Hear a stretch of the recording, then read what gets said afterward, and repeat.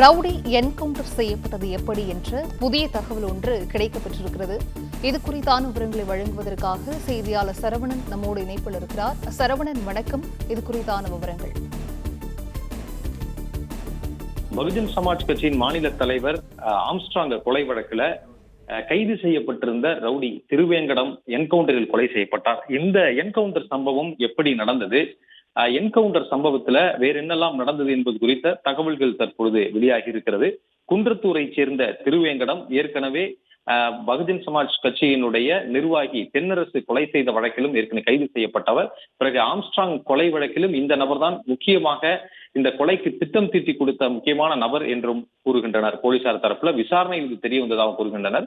கொலைக்கு பயன்படுத்திய ஆயுதங்களை பறிமுதல் செய்வதற்காக இவரை கொண்டு செல்லும் பொழுதுதான் இந்த சம்பவம் நடந்ததாக போலீசார் தரப்புல தெரிவிக்கப்பட்டிருக்கிறது. இவ்விசாரணையில் இவர் புழல் பகுதியில கொலைக்கு பயன்படுத்திய சில ஆயுதங்களை பதுக்கி வைத்திருப்பதாக கூறியதாகவும், அதன் தொடர்ச்சியாகவே ஆய்வாளர் முகமது புகாரி தலைமையில தனிப்படை ஆய்வாளர் முகமது புகாரி தலைமையில போலீசார் இவரை அழைத்து சென்றதாகவும் கூறப்படுகிறது. புழல் பகுதிக்கு சென்று கொண்டிருக்கும் பொழுது மாதவரம் ஆடுதொட்டி அருகே திடீரென இந்த ரவுடி திருவேங்கடம் போலீசாருடைய பிடியில் இருந்து நழுவி இவர் அங்கிருந்து தப்பி ஓடி இருக்கிறார் என்று கூறுகின்றனர்.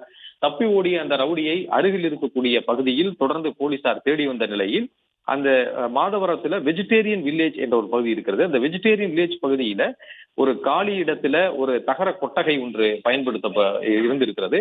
அந்த தகர கொட்டகைக்குள் சென்று அவர் பதுங்கி கொண்டதாக போலீசார் தரப்பில் கூறுகின்றனர்.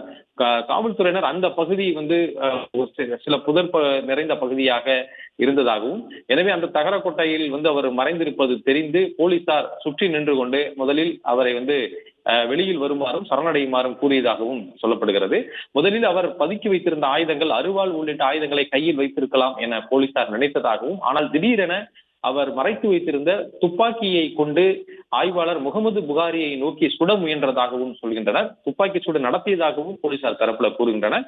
ஆனால் முகமது புகாரி மீது அந்த துப்பாக்கி கொண்டு பாயாமல் அவர் நழுவிய நிலையில திடீரென மற்றொரு பக்கத்தில் இருந்து ஆய்வாளர் சரவணன் மற்றும் முகமது புகாரி ஆய்வாளர் இருவருமே ஒரே நேரத்தில் துப்பாக்கியால் சுட்டிருக்கின்றனர். தற்காப்புக்காக இந்த தாக்குதல் நடத்தப்பட்டதாகவும், இந்த தாக்குதலில் தான் ரவுடி திருவேங்கடம் உயிரிழந்தார் என்று போலீசார் தரப்புல கூறுகின்றனர். 2 இடங்களில் திருவேங்கடத்திற்கு குண்டு பாய்ந்திருக்கிறது. வலது பக்க மார்பிலும் வயிற்று பகுதியிலும் இந்த துப்பாக்கி குண்டு பாய்ந்திருக்கிறது. 2 ஆய்வாளர்கள் சுட்டதிலும் துப்பாக்கி குண்டு உடலில் பாய்ந்து உடனடியாக அருகில் இருக்கக்கூடிய தனியார் மருத்துவமனைக்கு, அந்த மெரிடியன் என்ற அந்த மருத்துவமனைக்கு கொண்டு சென்றதாகவும், அங்கு மருத்துவர்கள் பரிசோதனை செய்ததில் ஒரு உயிரிழந்து விட்டதாக தெரிவித்துள்ளனர். தற்பொழுது மருத்துவமனையில் இருக்கக்கூடிய ஒரு உடலை தனியார் மருத்துவமனையில் இருந்து ஸ்டான்லி அரசு மருத்துவமனைக்கு மாற்றுவதற்கான நடவடிக்கைகளில் ஈடுபட்டிருக்கிறார்கள். இந்த சம்பவத்துல எவ்வாறு இந்த என்கவுண்டர் சம்பவம் நடந்தது, எதற்காக அழைத்து சென்றார்கள் என்ற காரணத்தை போலீசார் தற்போது இதில் தெரிவித்திருக்கிறார்கள். அதுல இவரை ஆயுதங்களை பறிமுதல் செய்வதற்காகத்தான் கொண்டு சென்றதாகவும், ஆனால் இவர் துப்பாக்கி மறைத்து வைத்திருப்பார் என்பதை காவல்துறையினர் தெரியாமல் வேறு கத்தி அல்லது நாட்டு வெடிகுண்டுகளோ அல்லது வேறு எதுவும் அருவாள் உள்ளிட்ட ஆயுதங்கள் தான் பதுக்கி வைத்திருப்பதற்கான வாய்ப்புகள் இருப்பதாகவும், அதனாலவே முன்னெச்சரிக்கையோடு அவர் பதுங்கியிருந்த இடத்தை அணுகியதாகவும், ஆனால் எதிர்பாராத விதமாக அவர் மறைத்து வைத்திருந்த துப்பாக்கியை கொண்டு தாக்குதல் நடத்தினார் என்று போலீசார் தரப்புல தெரிவிக்கின்றனர். ஆனால் இந்த தாக்குதல்ல அந்த ரவுடி நடத்திய துப்பாக்கி சூட்டில் யாருக்கும் எந்த விதமான காயங்களும் இல்லை என போலீசார் தரப்பில் கூறுகின்றனர்.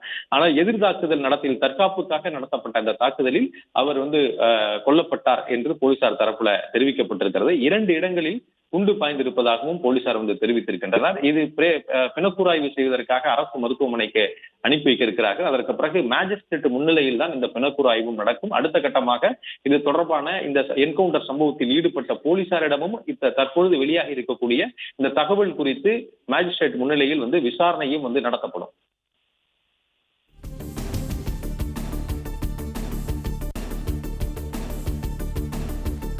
விவரங்களை வழங்கியமைக்கு நன்றி சரவணன்.